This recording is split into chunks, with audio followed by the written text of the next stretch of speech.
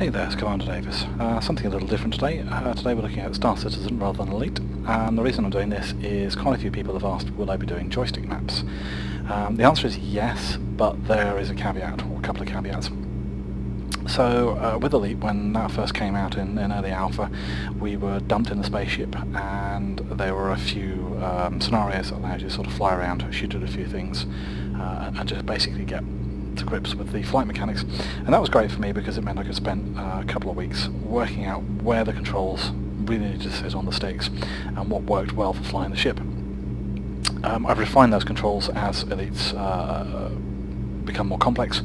I changed things around. I think I've been through about 3 or 4 different versions, and I now have a fairly comprehensive map that works very well for me. Star Citizen, on the other hand, starts you off in this, an FPS mode.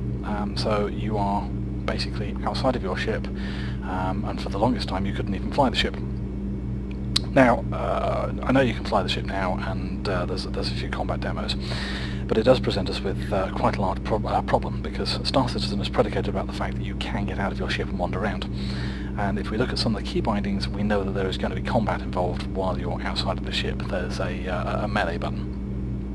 So this means that the FPS control is going to be a core component of the game, and I don't know how the game is going to handle switching between in-flight mechanics and running around mechanics, and how easy it's going to be able to pick up the state that you're in and change key bindings. So the large issue I have is with FPS you really need to be using a mouse.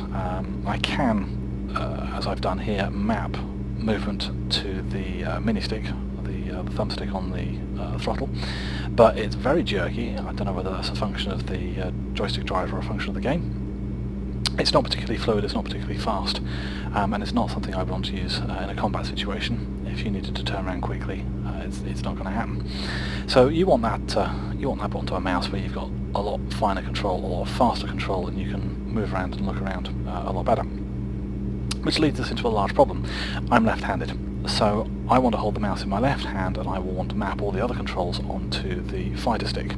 So what I've done here is I've got the 4-way castle hat just mapped to movement, so I can wander around and check out the environment. Mouse in the other hand for a standard sort of FPS style. Now, that leads us into a small problem insofar as the castle hat's only 4-way, I want 8-way movement, I might want to be able to go diagonally, so I then need to use the point of view hat. Not particularly comfortable. It's a little bit higher up on the stick.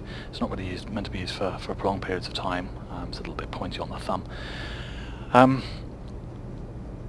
So the only other real option I've got is the 8-way hat on the throttle, but then of course that's the wrong hand for me. That said, that's perfect for you guys because you will probably want to be holding your mouse in your right hand.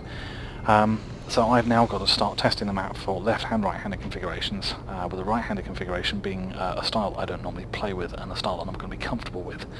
So we may need to find right-handed people to playtest various layouts. The other issue is, even if I do find a very, very good layout for the fighter stick, for me, the button distribution and the hat distribution and layout is entirely different to that on the throttle. So what may be comfortable for me on the stick in my right hand may not be comfortable for you on the throttle in your left hand. So a few things we need to overcome. Star Citizen is still fairly early alpha as far as I'm concerned, and not really in a state where I want to be playing it for any great length of time. I sort of fire it up from time to time to see what's changed and see what they've added, but I'm still very much playing Elite when I've got time to play games. So what will likely happen is nothing much will happen on the joystick front for a few months until the game becomes slightly more rounded, slightly more polished, and then when there's a playable component there that's enough to keep me interested, I'll start working out the basics of the map. At that point, if I need help, if I need people to playtest things and try out some different layouts, I may stick out a call, probably via the YouTube pages, and see what we go from there. But yeah, hopefully there will be some maps coming. Can't guarantee they'll be as good as the Elite Dangerous maps, but definitely watch this space. Anyway, cheers.